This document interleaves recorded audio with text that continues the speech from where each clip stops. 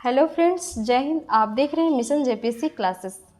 Friends, अब हम लोग देखेंगे लोधी वंश के बारे में।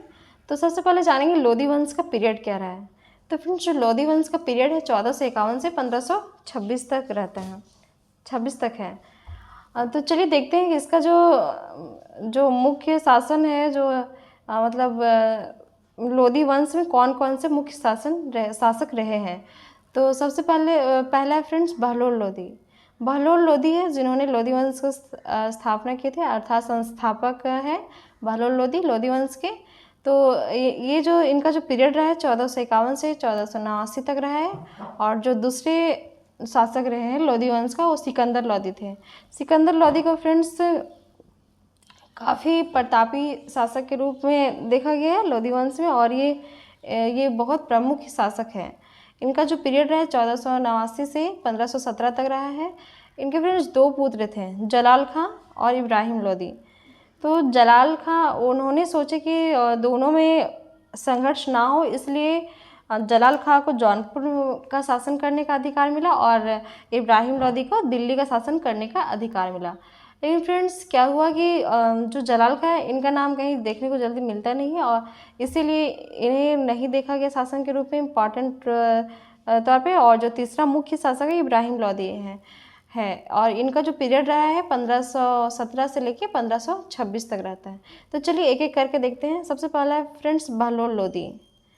बहलोल लोधी है, इनका जो पीरियड रहा है 1451 से 1489 तक रहा है, और ये संस्थापक भी हैं लोधी वंश के। फ्रेंड्स, बहलोल लोधी जो है, इन्होंने बहलोल शाह गाजी के नाम से दिल्ली की गद्दी पर बैठते हैं। बहलोल शाह गाजी के नाम से दिल्ली की गद्दी पर बैठते हैं, और दिल्ली इसकी शासन क्षेत्र एवं राजधानी थी। इनका फ्रेंड्स जो बहलोल लोधी है, उनका शासन क्षेत्र दिल्ली थी और राजधानी भी दिल्ली थी। इसने बहलोल सिक्का भी जारी किए। इन्होंने क्या किए, बहलोल लोधी ने बहलोल सिक्का जारी किए। और बहलोल लोधी के 9 पुत्र थे फ्रेंड्स, जिसमें तीसरा पुत्र थे निजाम खां, अर्थात सिकंदर लोधी भी जिसको कहते हैं हम लोग। तो सिकंदर खां का जो उपनाम है वो अन्य नाम अर्थात कह सकते हैं निजाम खां। चलिए देखते हैं सिकंदर लोधी के बारे में। नेक्स्ट कौन है, सिकंदर लोधी। इन्हें काफ़ी प्रमुख एवं प्रतापी शासक के रूप में माना जाता है। तो चलिए देखते हैं इनके बारे में। तो इनका जो पीरियड है 1489 से 1517 तक रहा है फ्रेंड्स। इनका अन्य नाम निजाम खां है। इन्हें लोधी वंश का प्रमुख प्रतापी शासक माना जाता है। इन्होंने कई काम भी किए हैं जिसमें सफल रहे। तो चलिए देखते हैं सफल प्रयोग अर्थात इन्होंने क्या क्या सफल काम किए हैं। तो सबसे पहला तो फ्रेंड्स, इन्होंने 1504 में आगरा शहर की स्थापना की, और 1506 में आगरा को अपनी राजधानी बनाया। तो पहले इनका जो लोधी वंश का जो शासक रहा है, शासन क्षेत्र है वो दिल्ली। ये हम लोग देख चुके थे कि बहलोल लोधी जिन्होंने लोधी वंश की स्थापना की, उन्होंने दिल्ली की गद्दी पर बैठता और उसकी राजधानी दिल्ली थी। लेकिन जो सिकंदर लोधी थे, इन्होंने 1504 में आगरा शहर की स्थापना की और 1506 में आगरा को अपनी राजधानी बनाया। पहले दिल्ली था। नेक्स्ट है कि कृषि क्षेत्र का विकास करना चाहता था, जिसके लिए उन्होंने भूमि की पैमाइश अर्थात माप करने की योजना बनाई, जिसे गज सिकंदरी कहा जाता है। तो फ्रेंड्स, गज से हम लोग याद रखते हैं गज भूमि, अर्थात भूमि की जो माप करने की जो पैमाइश योजना बनाई थी, उसे गज ए सिकंदरी के नाम से जाना जाता है। ये इम्पॉर्टेंट है।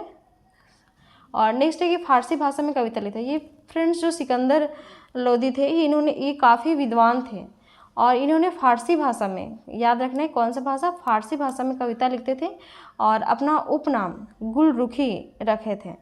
इसी के नाम से कविताओं को प्रकाशित करते थे, गुलरुखी नाम से। नेक्स्ट धार्मिक नीति अलग थी। वे दोनों ही धर्मों के प्रति संतुलन बैलेंस बनाया था। एग्जाम्पल के लिए इन्होंने क्या किया था कि इस्लाम धर्म को तजिया निकालने की प्रथा थी। इस्लाम धर्म में क्या था कि तजिया निकालने की प्रथा थी, लेकिन सिकंदर लोधी ने तजिया निकालने पर प्रतिबंध लगा दिया।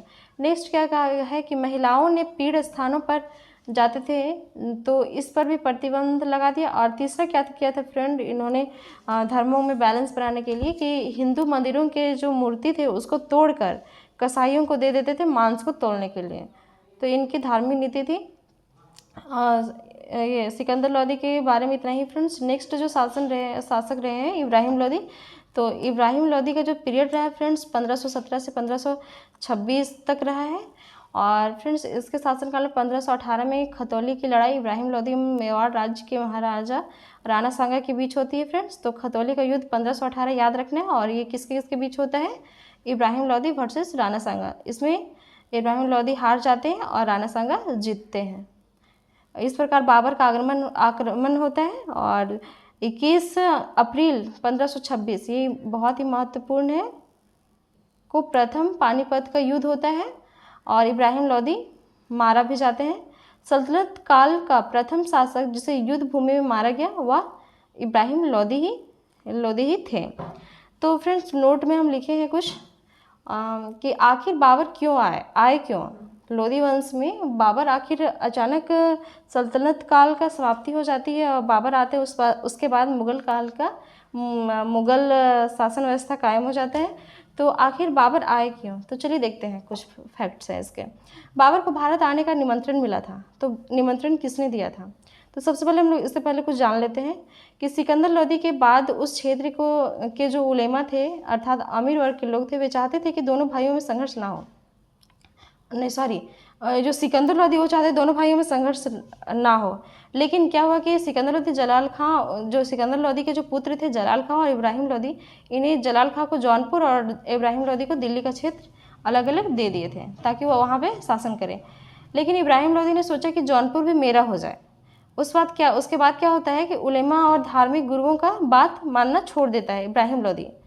उसके बाद क्या होता है कि जो उनके चाचा थे, जो आलम खां, इब्राहिम लोदी के जो चाचा थे आलम खां के द्वारा बाबर को इंडिया आने का, भारत आने का आमंत्रण मिलता है। और दूसरा क्या होता है कि पंजाब में एक शासक था दौलत खां, जिसने बाबर को निमंत्रण दिया था भारत आने का।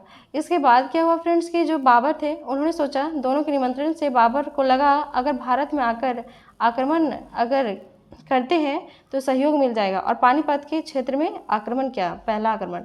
इन्होंने क्या किया था फ्रेंड्स? बाबर था वो अलग तरीके से युद्ध को लड़ा था।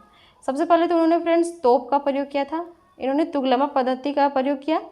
और बाबर की सेना जिसमें 2 तोपची पे थे जो तोप चलाने में माहिर थे। ये फ्रेंड्स एक क्वेश्चन बार बार पूछता है कि 2 तोपची का नाम क्या है, ये भी याद रखना है।